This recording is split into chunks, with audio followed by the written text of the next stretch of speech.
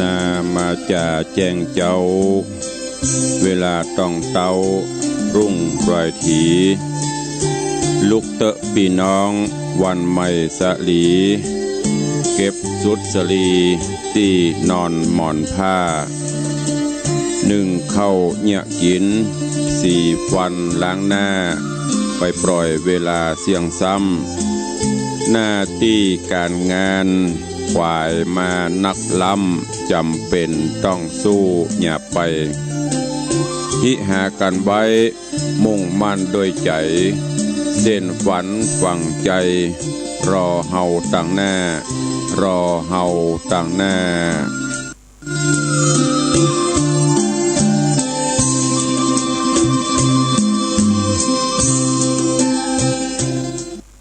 ก็ขอยกมือ10 นิ้วกราบนบน้อมอย่างพระติรัตนแก้วเจ้าตั้ง3 ประการอันมีพระพุทธพระธรรมพระสงฆ์อันเป็นสรณะที่เปิ่งที่เคารพนับถืออันสูงสุดในชีวิตกราบคารวะแตบไตไวยสาปารมีธรรมพระมหาเถรานุเถระเจ้าคณะพระสังฆาธิการภิกขุสงฆ์สามเณรจุตนจุองค์โดยความเคารพเจริญสุขเจริญปอนสาธุชนญาติโยมตินจองห้องวัดจุหนุ่มเท่าใจยิงก็ขอน้อมต้อนรับทุกท่านเข้าสู่รายการมรดกธรรมกำเมืองทางสถานีวิทยุกระจายเสียงพระพุทธศาสนาแห่งชาติและสังคมคลื่นเพื่อการศึกษาพระพุทธศาสนาและวัฒนธรรมคลื่นวิทยุสีขาวเพื่อเจ้าประชาตลอดจนคลื่นพระพุทธศาสนาและจริยธรรมส่งสัญญาณกระจายเสียงจากสถานีวิทยุวัดฝ่ายหินตำบลสุเทพอำเภอเมืองจังหวัดเชียงใหม่สถานีวิทยุวัดหนองกายตำบลสันปะยางอำเภอแม่แตงจังหวัดเชียงใหม่สถานีวิทยุ CM77 วิทยุอินเทอร์เน็ตล้านนาสถานีวิทยุพระพุทธศาสนาจังหวัดเชียงรายสถานีวิทยุท้องถิ่นจังหวัดเชียงใหม่คลื่น FM 96 เมกะเฮิรตซ์ในส่วนของคลื่นสถานีวิทยุสีขาวเพื่อเจ้าประชาในความเมตตาของท่านอาจารย์พระครูอภิวัฒนวิกรมท่านผู้อำนวยการคลื่นวิทยุสีขาวและคลื่นผู้อำนวยการคลื่นวิทยุต่างๆอันประกอบไปด้วย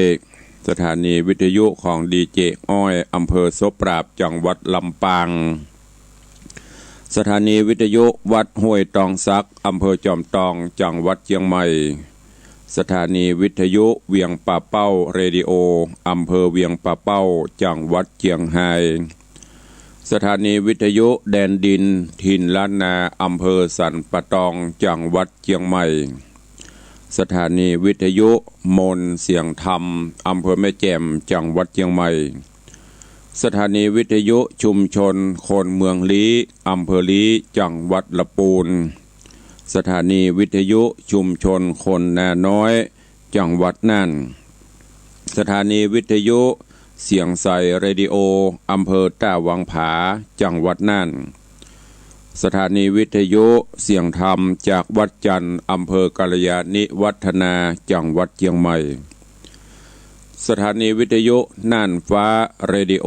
อำเภอเมืองจังหวัดเชียงใหม่สถานีวิทยุชุมชนคนเหนือเขื่อนอำเภอฮอดและสถานีวิทยุวัดสีปันเงินอำเภอสันปะตองจังหวัดเชียงใหม่พร้อมกันนี้ก็มีวิทยุชุมชนเสียงตามสายหอกระจายข่าวของวัดวาอารามต่างๆที่ได้รวมกันเผยแพร่นำธรรมคำสอนสู่สาธุชนญาติโยมในเวลานี้รายการนี้ดำเนินโดยอาตมาภาพ กล่าวกับผมพระครูวิสิทธิ์ศรีลาภรณ์เจ้าคณะตำบลป่าแดด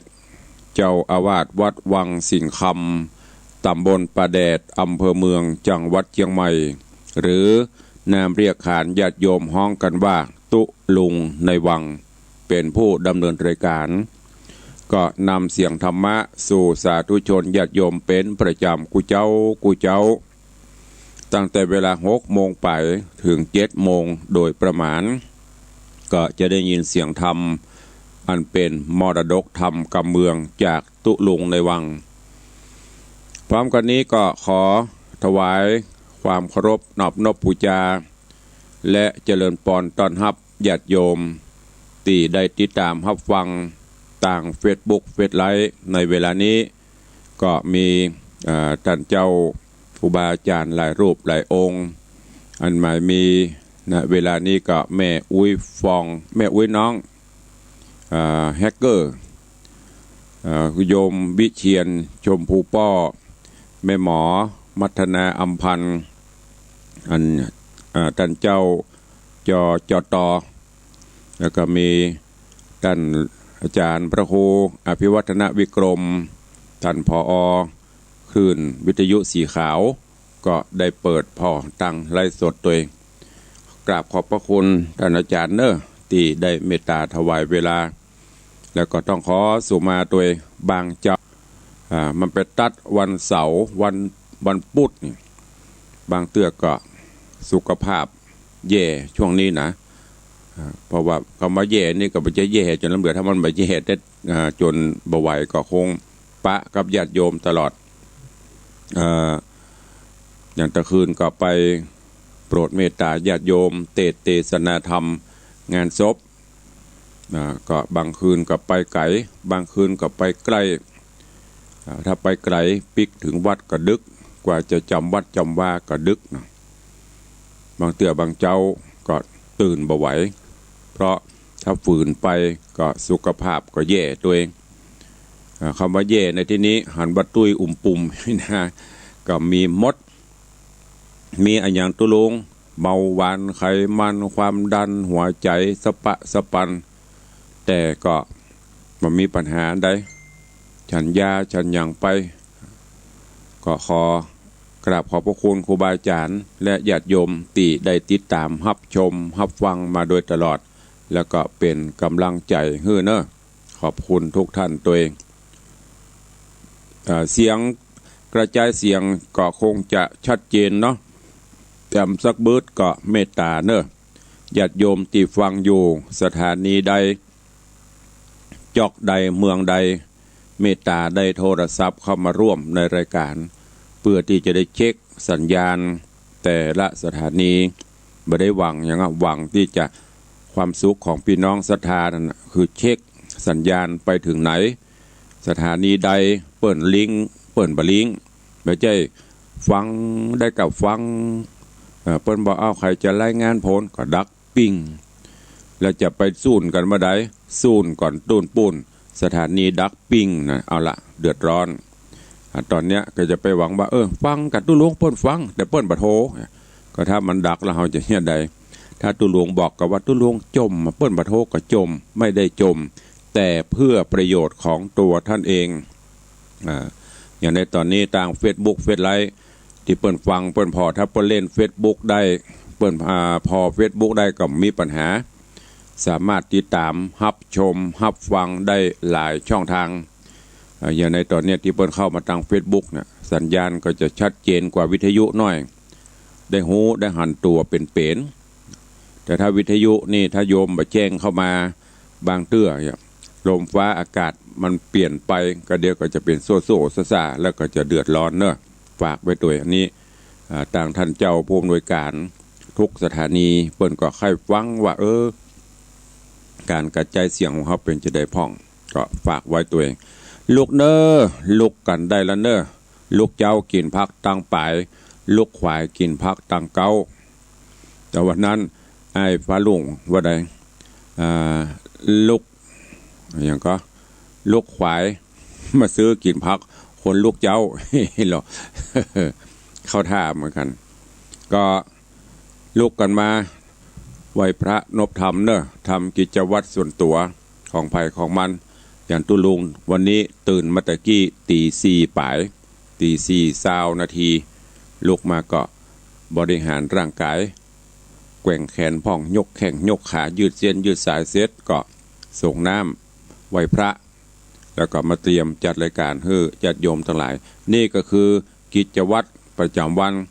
เพราะว่าจะเป็นตู้เจ้าพระนายพระสงฆ์องค์เนนญาติโยมศรัทธาต่างก็มีภาระหน้าที่ของใครของมันที่จะต้องปฏิบัติทำมัว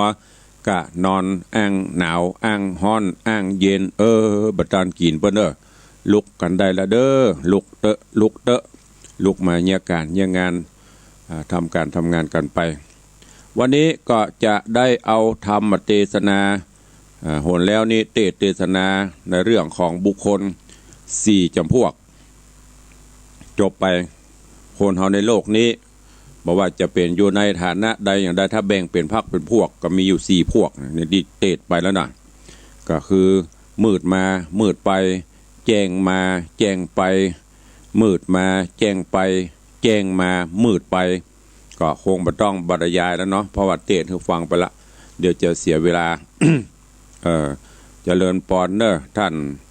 ผู้หมวดพันล้านปัญญาแดงโอ้ลูกเจ้าอันละฟังน้ำฟังธรรมนี่กับพี่น้อยเก่าตอนนี้เปิ่นเป็นข้าราชการตำรวจศิษย์เก่าวังสิงคำวันนี้เอาธรรมเทศนาอันเป็นธรรมะของพี่น้องชาวบ้านในการประพฤติยิ่งสมัยนี้ยิ่งจำเป็นจะต้องเอาหลักธรรมะนี้ไปใจเนอะก็เชิญชวนศรัทธาญบุญตั้งอกตั้งใจรับฟังแล้วกำเดียวใต้รายการก่อยมาสรุปเนื้อเรื่องเนื้อหาแล้วก็อู้จ๋าประสานหน้าไม้กันต่อไปต้องขอประทานอภัยครูบาอาจารย์ท่านเจ้าเนอะที่ชื่อเป็นภาษาอังกฤษอันข้าน้อย ข้าน้อยผู้มีปัญญาน้อยเนี่ยมันก็เป็นอันนี้หนึ่งนะเมื่อก่อน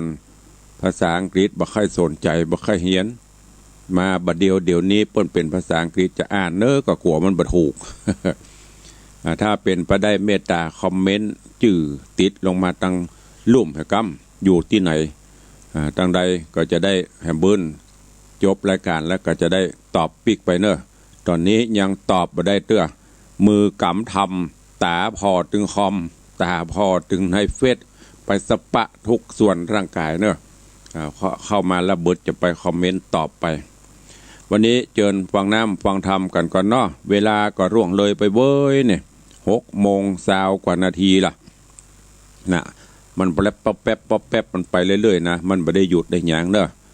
เชิญทุกท่านตั้งอกตั้งใจสดับรับฟังธรรมะปืนเมืองเหนืออยู่โดยเฉพาะทาง Facebook เนอะอยู่ต่างประเทศอยู่ที่ไหนคนไทยคนเมืองฟังได้ยินเสียงไทยแล้วจะชื่นใจยิ่งโดยเฉพาะได้ยินเสียงตุลุงในวังซ้ำม่วนใจอะไร ยอดตัวเก่า เอาละเบื่อเสียเวลาเชิญฟังน้ำฟังธรรมกันก่อนเดี๋ยวเขาค่อยไปอู้กันประสาทหน้าใหม่เนอะนะโมตัสสะภะคะวะโตอะระหะโตสัมมาสัมพุทธัสสะทิเทธัมเมจะโยอัตโธโยจัตโธสัมปัลลาญิโกอัฏฐาภิสมายะทิโรปันดิโตติปะบุจจติอัปปะมัตตังปะสังสันติปุญญกิริยาติสัทธโว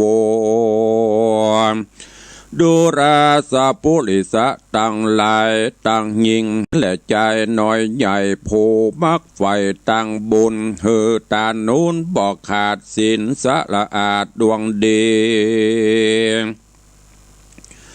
หักษา58มีหักษาปากันพร้อมหมู่อยู่ท่าฟังธรรมจุงดาจำเมียดมันอย่าได้กึดสอดดันต่างใด จากขากล่าวถอยถึงคนใหญ่น้อยในโลกาต่างก็มาพาธนาปนจากต่างตุกยากเครื่องคิงบาลีกล่าวไว้อันพระที่ไวเตศนาเฮาได้นำมาจากใครว่าแม่นผู้ใดควาดหูยังประโยชน์มีอยู่สองประการอันอุรานบ่ไรยามอยู่โลกใต้เมืองโคนประโยชน์ตนมากกว้างอันได้สร้างเปลี่ยนมายามมดลัดนาพรากนาบ่ต่ำจะตกผ่านได้เจยบานค่ำเจ้าจุมนักปราชญ์เจ้าปันดิตาได้ไข่จะกล่าวโอว่าเป็นผู้หูฉลาดบ่ประมาทลืมตนบุญกุศลสร้างไว้บ่ยากไรเครื่องเคียงสวดสดีบอกขาดตั้งแต่จาดปัจจุบันเถิงดับขันมวยมังประโยชน์สร้างหลายลามก็จักตามส่งยูเฮอได้อยู่ตีคาขอป้อออกไม่ออกศรัทธาจุโพจงพรำหูแยวไปแปลงใจใสชื่นจอยโดยตามถอยกรรมธรรมบัดนี้เดชเตอสาธาอันว่าสัพปัญโยพระพุทธเจ้าตนเป็นเก้าศาสดาเดชนากล่าวโอสอนเผ่าโพยิงใจว่าแม่นผู้ใดหมายไฟหอยใดจื่นจ้อยสวดสดีกาถามีบทนี้จักกล่าวจี้หันสายหากผู้ใดมีใบบ่อยากไรเครื่องกาคนอนาถากันอยากก็จากโป้นจากเครื่องขีจุมคนมีมั่งเต้าซ้ำมีกว่าเก่าทมแน่องค์พระศาสดาเทศนาภายโพธบอกประโยชน์ปัจจุบันเฮือได้หันแจ้งทีก็มีอยู่สี่สถานอันเจียงคานบ่อไรกึ่งหากมาได้อุอากะสะนั่นนาอุทานะสัมปตาอารักขะสัมปทากัลยาณมิตรตาสมะจีวิตาตะตะตามูลสัทธาจุโพจงพรำหูตามธรรมบัดนี้เดเตออุทานะสัมปตานั่นใสหือมีเปลี่ยนจะใจโอตสาการนาหลายหลากจากลำบากเปียงใดโอดเปลี่ยนไปบ่ขี้คร้านบ่ผ่านยานกลัวการบ่เอ็นยานละไว้กะตำเมียนควายตามดีบ่ละหนีกลางโหนบ่อ้างฝนอ้างน้ำบ่อ้างค่ำแหล่งไงบ่อ้างควายอ้างเจ้าโอดสาเตากะตำไปการงานใดก็แล้วบอกกลาดแกล้วเสียเปลี่ยนต่างการเฮียนจุอย่างบ่ละห่างหนีไกลโอดเฮียนไปจะใจบ่ละไว้วางลาเปลี่ยนรอดสาดังนี้แต่ก่อนกี่ตุกยากจักโป้นจากต่างผ่านเงินคำขานหลังเขามูลมั่งเต้าเป็นดีโพคามีใจบ่อยากไรเครื่องกามป่านดังคนบ่อดสาสร้างก่อเนี่ยหลอกล่อพระนีการตัวมีละไว้เอี่ยวบันไตและเหนือบ่ได้เจือกล่าวอ้างมีต่างนาการเจ้าแม่ก็อ้างว่าหนาว การเอาถึงเอาไว้ถึงคราวยามเมื่อไงการยามควายแดดออกก็อ้างบาฮ้อนลำมอกนำนาเอาไว้เนียตาวันดาบ่ายใจกันว่าตาวันปาดไปลงแรงก็ว่าตาวันแดงต่ำจะคำลาต่อตาวันผูกแม่มือจะก้อยตังเก้าหัวตีวันผูกมีมาฮอดก็อด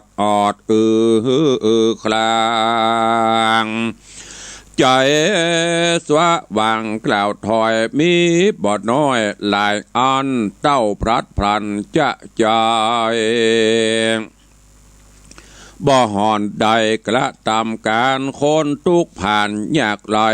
มาแต่ไทยข้ากุลจักมั่งมุนนันเล่าบ่หอนเต้าจักมีตนเครื่องขี่บอดหน่อยทุกต่ำต่อยอนาถาซ้ำบ่อดสาขี้คลานอยู่แต่บ้านได้บ่คงควากระทำการสร้างก่อทุกซ้ำป้อถมนาอาณาถากว่าเก่าตุกไม่เอาเครื่องขี่คนส่วนคนมีมั่งเต้ามีแต่เก้าปิตามาแต่เก้าปิตาบ่อดสามันเปลี่ยนอดเครื่องเข็นลำบากการหลายหลากทวนทีคือหน้าที่ตัวเมปล่อยว่านี้ละห่างมีแต่กล่าวอ้างนาสมบัตินาหลายแหล่มีตั้งแต่เดิมอ่อน จากไม้ถอนเตือดหน่อยได้ต่ำก้อยไปลูนส่วนคนค้ากุลมั่งเตามีแต่เก่าตานา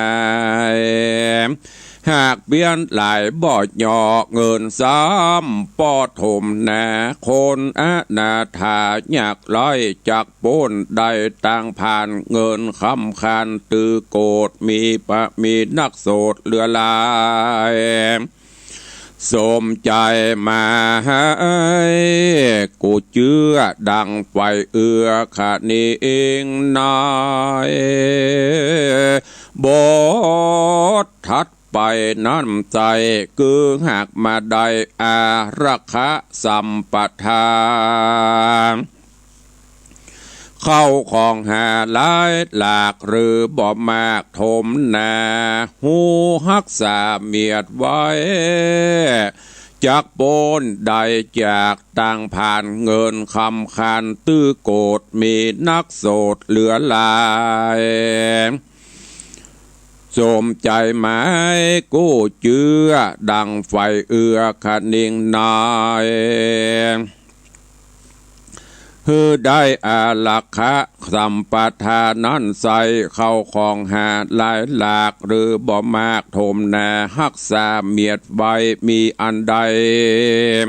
เก็บกวาดบ่อประมาทลาสาเข้าของหามาได้บ่เอาโหใจพิษศีลธรรมมีเงินคำหลังเขามูลมั่งเตาเป็นดีโภคามีบ่ไรดูตั้งใจตามใจบททัดไปนั้นโสดไพศนา ว่าการละญาณมิตาตาแถมเราสอนคนหนุ่มเท่ายิ่งใจมีโภคาลายใจใจบ่ยากไรเครื่องกาหรือบ่โทมนาหลายหลากคือบ่มีมากสันใดหากว่าไปไฟหอยคบคนถอยสามานมีสันดานกระยาบกระตั้มบาปตังวานจากป้าบันจองกองลงสู่ห้องอบายเข้าของลายแต่ก่อนก็จักผ่อนบางตา มิตรดังนี้นะถอยไล่มีแต่เอาใดฝ่ายเดียวแง่มีไผ่บ่เหลียวเตือมกำไข่จ๋าพร่ำตันเล่าอู้แต่เรื่องเก่าโหนลางเพื่อเฮือจักหวังอยากใดเข้าของหน่อยใหญ่เฮาไปแย้มตอดแน่ก็ไขว่าดีแย้มลับหลังมีก็มาสอกกอกจ๋าเล่าออกนินตาล้างเตื้อจักป่าไปสู่อย่างที่อยู่บายการพระนอนลายจุอย่างเฮาบ่จ้างก็มาจ่าสอนจากจวนจอนแอวเลนบ่อว่างเว้นคืนวันน้ำจวนจันสุราตังนานายาปิดกินแล้วติดลำบากป่าเฮาอยากเครื่องเคียงยามเฮามีเจอเอินจอยยามเมื่อเฮาต่ำก้อยหายตาคนดังนี้นะจีบอกชื่อว่ามิดปอกลอกต่ำจะไผบททาอวงคองมาเป็นเพื่อนป้องเตรียมใจโบราณไข่กล่าวไว้ว่ายำเฮาได้เป็นดีสะหายมีแวดซองเป็นเพื่อนป้องปริวานยำเฮาตกผ่านต่ำจะเขาก็มาบิดหน้าลานนี้เปื้อนกินมีหลายหลากเปื้อนตายหายากนำโบราณจาว่าแม่นไข่เป็นแก่นหันโหนจากคบคนฮือดูแน่จากซื้อผ้าฮือดูเนื้อจากสมไฟเอือขะนิ่งในบ่อยาจะเล่นนาพระกะว่าอันว่าพระพุทธเจ้าเทศนาเล่าปั่นหมายสอนฮือยิ่งใจมวลหมู่ใดพร่ำหูตามธรรมว่าฮือคบยำมิตรเกี่ยวผาเสดแล้วพระญาช่วยใครจะบอกกล่าวเฮอหูข่าวกองดีเข้าของมีมากน้อยก็ไฟหอยจอมลาวการนักเบาหลายหลากบ่ลาพรากเล่าลาเล่าเครื่องกาเอาไม่หรือยากร้อยเครื่องเคี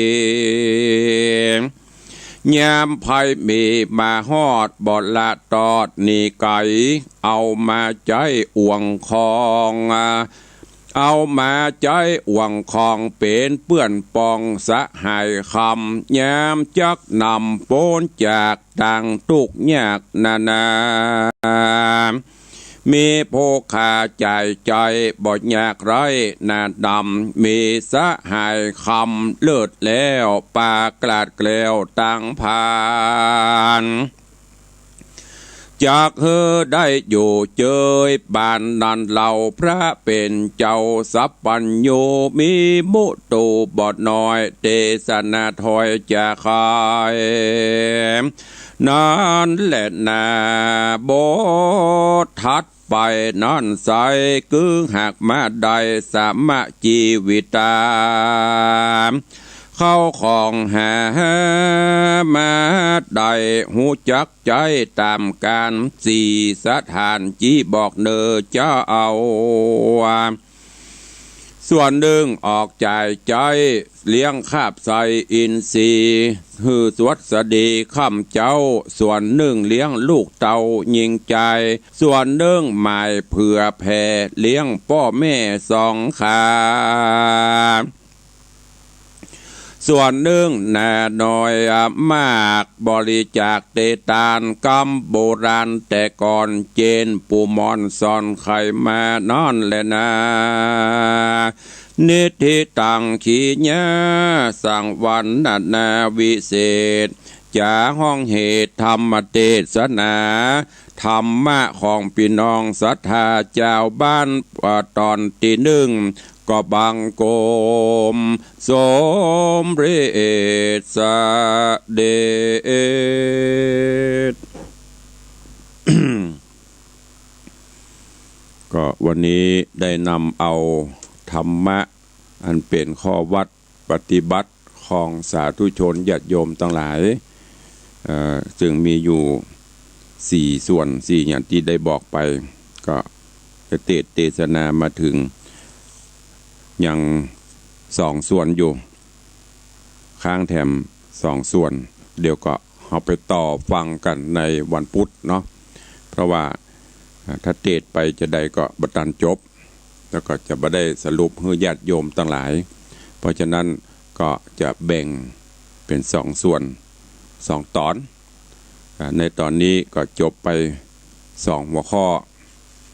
ก็ขอถวายการต้อนรับเน้อทุกปีวัดศรีปิงเมืองได้เข้ามาชมมาฟังน้ำฟังธรรมซึ่งท่านเจ้าก็ชอบตั้งเมืองเขาอันนี้ก็ขอกราบถวายการต้อนรับด้วยเนอะได้มานำฟังน้ำฟังธรรมยามเจ้าเบิกบานแจ่มใสแล้วก็มีโยมยุพินอินตสารเข้ามาร่วมสาธุเจ้าไวสาเจริญปอนเนอะพี่ไอ้ฟ้ารุ่งจงเจริญกำลังรับชมไปสาเจริญปอนเหมือนกันเนอะหลายท่านหลายคนเข้ามาที่หันอยู่ก็จะทันได้คอมเมนต์ในระหว่างที่เทศกับมันไหลเรื่อยเนาะก็เดี๋ยวก็ไปตอบคอมเมนต์มาหลุนเนอะจะไปน้อยจ่อยเนอะ เพราะว่าอันเดี๋ยวก่อนฟังตะเล็ดใจเย็นใจเย็นยังไม่เปิดรับหน้าใหม่อย่าเพิ่งโทรใจเย็นเดี๋ยวยังได้สรุปสแลบได้อู้กันเถอะธรรมวันนี้เป็นธรรมของพี่น้องชาวบ้านเฮาแล้วก็เป็นกรรมโบราณเนอะที่ครูบาอาจารย์เปิ่นได้แนะได้นำได้สอนคนเฮานั่นถ้ามีหูจักแบ่งปันทรัพย์สินเงินทองของเฮาที่หิหามาได้แบ่งเป็นสัดเป็นส่วนหูจักหยิบหูจักใจก็บ่ต้องกลัวว่าจะตกอับตกจนอย่างในธรรมนี่เปิ้นบอกคือโบราณเปิ้นได้กล่าวไว้เจนป้าอุ้ยแม่หมอนเฮาทรัพย์สินเงินทองเปิ้นให้แบ่งเป็นส่วนหนึ่งเอาใจหนี้เก่านั่นก็คือเอาเลี้ยงป่อเลี้ยงแม่เฮาพ่อแม่ได้เลี้ยงเฮามาเฮาเป็นหนี้เปิ้นเฮาก็ต้องทดแทนไปอันนี้เพราะเอาใจหนี้เก่าอันที่2เอาขว้างลงจ่องหูเหวอันนี้โถมตะใดก็บะเตรียมซักเตื้อหูเหี่ยวในที่นี้ก็คือปากจวเขาเนี่ยเปรียบเสมือนเหี่ยวก็เดี๋ยวก็เอา KFC ยัดเข้าไปก็เดี๋ยวก็ต้มข่าไก่ยัดเข้าไปก็เดี๋ยวก็น้ำพริกอ่องยัดเข้าไปก็เดี๋ยวก็แกงนั่นแกงนี้ยัดวันหนึ่งปกติธรรมชาติเปิ้นแบ่งฮื้อยัด3เตื้อบัดเดี๋ยวนี้โปรดโตยัดเข้าหิวเมื่อไรก็ยัดเข้าไปซ้ำบัดเดียวซ้ำหญิงเนาะมันมีรถเก็บโหส่งแผดกินเข้าได้บ้านพุ่นอันเนี้ยจอมเขาก็แวบบ่ฮู้จักเต็มสักเตื้ออันเนี้ยส่วนที่2เอาขว้างลงเหวส่วนที่3เอาฮื้อเปิ้นกู้เปิ้นยืมส่วนที่4ก็เอาฝังไว้ตุลุงก็ได้อธิบายเข้าไปเป็นอย่างละวันนี้ได้2ข้อในส่วนของการครองบ้านครองเรือนเอาขว้างลงเหวแล้วก็เอาฮื้อเปิ้นกู้ยืมไปก็คือเอาเลี้ยงลูกเลี้ยงเต้าแบ่งกาเทอมพ่องกาหนังสือหนังหาพ่องมันยืมไปแต่ประเดี๋ยวมันยืมแล้วมันหายเซฟนะส่งแวบก็เดี๋ยวก็กาเทอมก็เดี๋ยวก็กาลดก็เดี๋ยวก็กานั่นกานี้จบมาป๊บจดผัวจดเมียไม่ได้เลี้ยงเขาสกรรมปลายปอ ยังต้องไปแต่งงานฮื้อขี้ดอกมันก็คือหลาน สมัยเดียวนี่นะขี้ดอกกับหลานเกิดออกมากับเลี้ยงเขาต้องเลี้ยงต่อแหมลูกปอเลี้ยงหลานแหมอันนี้นะอันนี้คือกู้อยู่ปันเอาฝังเรียนไว้ก็คือเอากินเอาตาลเอาไว้ใจยามที่เขาเจ็บไข้ได้ป่วยเนี่ยถ้าเขาแบ่ง100แบ่งเป็น4ส่วนนี่นะไม่ต้องกวดตุก สมมติหาได้วัน100ต้องเก็บไว้วัน25 บาทเก็บไว้ฮะน่ะไม่จำเป็นจะไปมาใจเอาฮื้อป่อฮื้อแม่25 บาทเอาเลี้ยงตัวเก่า25 บาทเอาไว้ฮื้อลูกฮื้อเต้ากะเทิมกะอย่าง25 บาทเอากินเอาตาลไว้รักษาเนื้อรักษาตัว25 บาทแบ่งไปเยอะรับประกันได้บอกว่าตุ้ลุงว่าภัยในโลกนี้รับประกันได้ท่านไม่ต้องกลัวจนแต่ถึงวันนี้หาได้วัน100จ่าย200นะบปอยืมบปอแปะใจเครดิตก็เป็นเครดิตไปฮะกดในก็เหี้ยวนะเพราะเฮาบ่รู้จักแบ่งสัดปันส่วนเงินคำพิหามาได้บางพ่องเดือนนึงอย่างลูกหลานเฮารุ่นใหม่นี่เดือนหมื่นปลายก็ดี20,000ก็มัวกว่าจะออกมาเงินเดือนใจวันเดียวหมดเกลี้ยงซื้อนั่นซื้อนี้เพราะฉะนั้นเราจะต้องมาเปลี่ยนพฤติกรรมเนอะยิ่งในเฉพาะในสถานการณ์ปัจจุบันนี้ไอ้อย่างที่มันประจำเป็นแต่ก็เบาบางลงไปก่อนถ้ามันจำเป็นบะหมี่แล้วมันจะตายนั่นก็ว่าแต่ถ้ามันประจำเป็นไม่ได้ใจก็ยังไม่อย่างเตื้อก็เบรกไว้ก่อนอย่างเสื้อผ้าอาภรณ์ในช่วงเนี้ยที่มันเต็มในตู้น่ะคัดออกมาซักมารีดใจไปก่อนจะไปหันนะก็จะไปตัวกกิเลสตัณหาตาหันก็เกิดตัณหาหันอันนั่นก็งามหันอันนี้ก็ใครได้ถ้าบ่มีความอดทนอดกลั้นไปตัวกิเลสตัณหาแล้วมันปอหรอกแล้วอย่างที่เปิ้นว่าตราบใดที่คุณไม่รู้จักพอหรือบ้านเฮากำลังบ่รู้จักคำว่าปอน่ะไม่ต้องไปเสาะแสวงหาความสุขบะปะบ่รู้จักปอน่ะคำว่าปอในที่นี้ไม่ใช่ว่าปอแล้วเนาะสตางค์มี100บ่เสาะละอิ่มใจคือรู้จักปออกปอใจอันอย่างที่มันเป็นของเฮาอย่างที่ครูบาอาจารย์ที่ตุลงเคยเอามาบอกของใดที่มันจะเป็นของเฮาอยู่ปลายไม้ปลายดอยปลายฟ้าพุ่นมันตื่นตกลงมาเป็นของเฮาของใดที่มันบ่เป็นของเฮานอนกอดถึงวันมันก็ถึงไม่ใช่ของเฮาจำไว้แล้วไปคิดเลยจะไปฟังเข้าหูซ้ายออกหูขวานะฟังน้ำฟังธรรมฟังไผ่ก็ตามครูบาอาจารย์นะเอาไปคิดถ้าเฮาบ่เอาไปฟังเป่าฟังใดฟังนั้นแล้วก็ไปเอาปฏิบัตินะมันก็จะชีวิตเฮาก็เปลี่ยนแปลงเพราะฉะนั้นอย่างวันเนี้ยเจ้าเนี่ยบ่ต้องเอานักหัวข้อทำเอาง่ายๆที่ตุลุงบอกไปเนี่ยได้สตางค์มาแบ่งเป็นส่วนไปหั่นอย่างที่เฮาหันในทีวีอ่ะมีโยมคนหนึ่งที่เปิ้นขายครัวพี่อ้ายฟ้าลุงลองเอาไปปฏิบัติกันหน่อยอันนี้ไอ้อย่างนี้ท่านบาคนธรรมดาเพิ่นบอกอย่างขออนุญาตนะครับผมอยากทราบว่าที่ผมทำอยู่มันไม่ถูกแต่ผมไม่มีอย่างอันนี้อย่างม้วนเด้อเข้ามา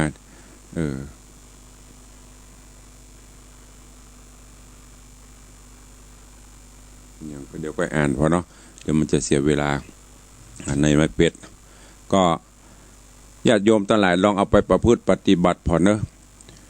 แบ่งสรรปันส่วนภัยยิ่งยุคเนี้ยจำเป็นต้องเขี่ยมต้องใจอย่างก็เกิดขึ้นได้เนาะใจหลักธรรมะในการดำเนินชีวิตประจำวันเนอะเดี๋ยววันพุธก็ก้อยฟังกันต่อแฮมตอนนี้ยังไม่จบเตื้อบางเตื้อตุลงก็จ้างหลงลืมเนอะอย่างที่ได้บอกไปวันพุธวันพัดวันพุธกับวันเสาร์ต้องไปหาทำเรื่องหนึ่งแล้วก็ถ้าเป็นวันธรรมดาวันติดจันทร์อังคารแล้วก็วันพฤหัสวันศุกร์ก็ต้องแหมเรื่องหนึ่งถ้า96แหมเรื่องหนึ่งก็เลยบางเรื่องมันจะงงไปก็ถ้าไผ่ฟังถ้าตุลุงทำเรื่องนั้นเรื่องนี้แล้วก็ฝากจำช่วยกำของเนอะวันนี้ก่อนที่จะได้อูจ๋าภาษาหน้าไม้ก็ขออนุญาตทางจากในเฟซแล้วก็ดังสถานีเนอะขอบคุณอนุโมทนาบุญกับญาติโยมกรรมทวานี้ก็ขอขอบคุณกับโยมป่อนรงค์โยมแม่อัมพรโกมาศ สันประซักหลวงสันทรายพร้อมครอบครัวลูกหลานตันเต้าได้มาร่วมโมทนาบุญบริจาคประตูปัจจัยปิดทองพระเจ้าตันใจเป็นจำนวนเงิน 1,500 บาทก็ขออนุโมทนาบุญเนอะกับโยมป้อนรงค์โยมแม่อัมพรโกมาศไว้ณโอกาสนี้ตัวเองและนอกจากนั้นขออนุโมทนาบุญขอบคุณกับปเลี้ยงบุญส่งไม่เลี้ยงนางหรือจืดจริงๆเปิ้นก็คือโยมปีไอธนวัฒน์โยมทัดพิชาสุสิงคำพร้อมลูกหลานแต่ว่าตุลุงได้อุจจาว่ากำลังทาสีลานวัดเนื่องจากสถาจะว่าโหคนแล้วก็หอมจิกะถูกต้องแต่ว่าความ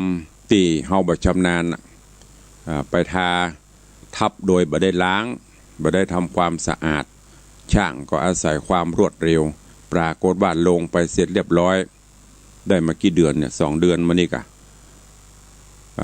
ฝุ่นมันบ่ได้ล้างพอทำไปปุ๊บโดนฝนมา2-3-5เอาน้ำล้างพ่องเป็นบะเลิกเพิกเปือมันลอกก็เลยต้องมาล้างใหม่ทำใหม่แต่ดีหน่อยมันประหยัดใจรอบเดียวก็จะใจ4แห่งประมาณ2 ส่วนแต่ว่านี้โยมพี่ไอธนวัฒน์โยมตรีทัศน์พิชาก็ร่วมเป็นเจ้าภาพบริจาคสีคราวก่อนเปิ้นก็หอมคราวก่อนนั่นเต้ากูนแม่12 กระป๋องวันนี้เต้ากูนป่อ21 กระป๋องเป็นเงิน 11,000 บาทขออนุโมทนาบุญตัวแล้วก็มีโยมปีมาลีสิงโตก็ร่วมมาก็ขอบคุณทุกท่านเนอะจะไปว่าโอ้บุญอย่างปล้ำปะเลือก็อย่างที่ตุลวงบอกสุดแล้วแต่ผู้มีบุญตุลวงมีหน้าที่เป็นสะพานบุญบอกไปใครมีเจตนาใครร่วมก็ร่วมไปอันนี้ก็บอกว่ากันเนอะ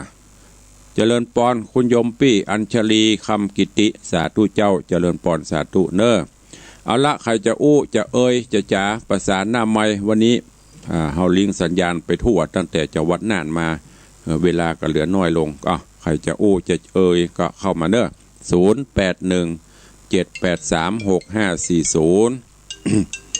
อ้าวเจริญปอนปเลี้ยงบ่ได้เอ่ย